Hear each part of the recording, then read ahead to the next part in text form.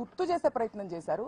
అయితే ఆయన్ని రెచ్చగొట్టినప్పుడు కానీ మీ పార్టీకి సంబంధించిన వారు ఆయనకు సంబంధించినటువంటి మహిళలమైన మా మీద దాడి చేసినప్పుడు కానీ మీకు ఆయన ఒక ఎక్స్ మినిస్టర్ అని మీకు గుర్తు లేనట్టుంది.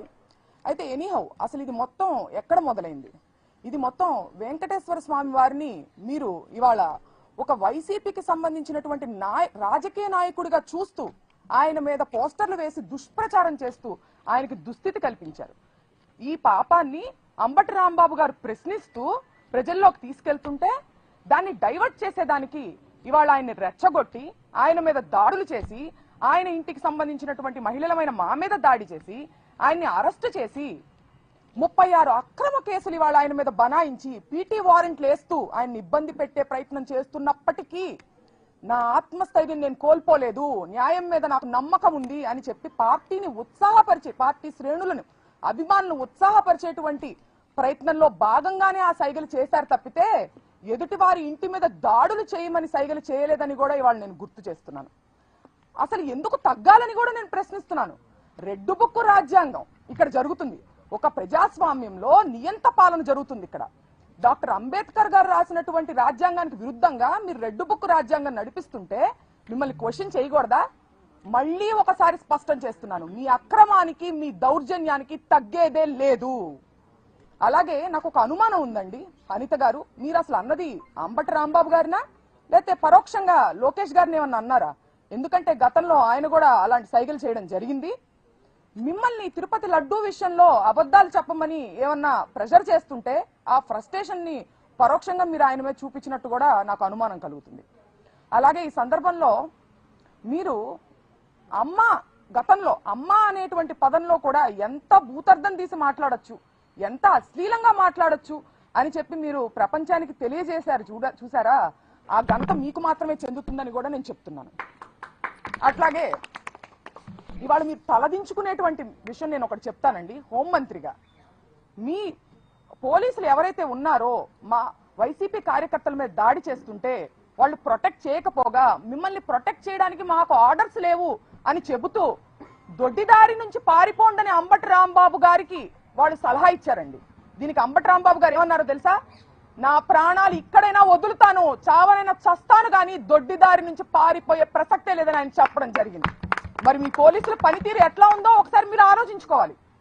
అలాగే ఇదే సందర్భంలో మంత్రివర్యులు లోకేష్ గారు మాట్లాడుతూ సీఎం గారి తల్లిని అన్నారు అని చెప్పి ఆయన అనడం జరిగింది. సీఎం గారి తల్లి అయితే ఒకటి, ఇంకొకరి తల్లి అయితే ఒకటా అండి? తల్లులందరూ ఒకటే కదా. మీరు పవన్ కళ్యాణ్ గారి తల్లిని తిట్టచ్చు, ముద్రగడ గారి ఇంట్లో ఉన్నటువంటి మహిళల మీద దాడి చేసి వాళ్ళని లకారాలతో మీరు తిట్టచ్చు. ఇవాళ అంబటి రాంబాబు గారి ఇంట్లో మహిళలమైన మా మీద దాడి చేసి మమ్మల్ని తిట్టచ్చు. అలాగే నల్లపురెడ్డి ప్రసన్న కుమార్ రెడ్డి గారి ఇంటి మీద మీరు దాడి చేసి వాళ్ళ ఇంట్లో 90 ఏళ్ల వయసు ఉన్నటువంటి తల్లి గారి మీద దాడి చేసే ప్రయత్నం మీరు చేయొచ్చు. జోగి రమేష్ గారి ఇంట్లో మహిళలు లేరా అండి? ఆ ఇంటి మీద కూడా మీరు దాడి చేయొచ్చు. దీన్ని ఖండించాల్సినటువంటి అవసరం మీకు లేదా? అలాగే ఇదే సందర్భంలో మీరు ప్రతిపక్షంలో ఉండంగా అప్పటి గౌరవ ముఖ్యమంత్రి జగన్మోహన్ రెడ్డి గారి మీద మీరు లండన్ కి వెళ్లారు అనే ప్రస్తావనతో మీరు ఎట్లాంటి అశ్లీల వ్యాఖ్యలు చేశారో మీరు ఒకసారి గుర్తు చేసుకుని ఆత్మవిమర్శ చేసుకోవాల్సిన అవసరం ఉందని కూడా ఈ సందర్భంగా నేను లోకేష్ గారికి తెలియజేస్తున్నాను. అలాగే ప్రశ్నించడానికే ఉద్భవించింది జనసేన పార్టీ అని చెప్పారు పవన్ కళ్యాణ్ గారు. మరి ఈ ప్రశ్నలన్నీ ఎందుకు ఆయన అడగట్లేదు అనే ఒక పెద్ద ప్రశ్న మా అందరికీ ఉందండి. దయచేసి మీరు వీటన్నిటిని ఖండిస్తూ వాళ్ళని ప్రశ్నించాలని కూడా నేను కోరుకుంటున్నాను.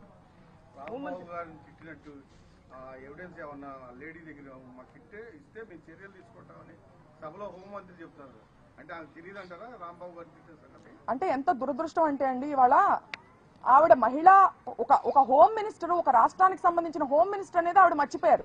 కేవలం ఒక టీడీపీకి సంబంధించినటువంటి కార్యకర్తగానే ఆవిడ స్పందిస్తున్నారు. ఇరుపక్షాల ఉన్నటువంటి తప్పుల్ని ఖండించాలి వివక్ష లేకుండా అనేది ఆవిడ బాధ్యత కాదా? ఇటు పక్కన వాళ్ళ గ్రంథాలయం చైర్మన్ వందన గారు చేసినటువంటి వ్యాఖ్యలు ఆవిడకి చేరలేదా? అవి రెచ్చగొట్టేటివి కాదా? గల్లా మాధవి గారు తరువాత రోజు దాడి జరిగి అరెస్టు జరిగిన తరువాత రోజు కూడా ప్రత్యక్ష ప్రసారంలో కూర్చుని ఆవిడ మమ్మల్ని బెదిరిస్తూ రెచ్చగొట్టేటువంటి వ్యాఖ్యలు ఖండించాల్సినటువంటి బాధ్యత హోమ్ మినిస్టర్ గా ఆవిడకి లేదా అని సందర్భంగా నేను ప్రశ్నిస్తున్నాను. దాదాపు 25 మంది మీద ఎంతమంది మీద అరెస్ట్ చేసి ఉంటారు, ఎంతమంది మీద కేసు ఎఫ్ఐఆర్ రిజిస్టర్ చేసి ఉంటారు?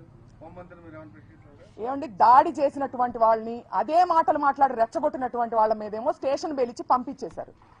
ఈయనేమో దాడి విక్టిమ్ నేమో తీసుకెళ్లి సెంట్రల్ జైల్లో పెట్టడం జరిగింది. ఎటువంటి యాక్షన్ తీసుకున్నారో మీరు చూడొచ్చు కదా, అక్కడ తెలుస్తుంది కదా.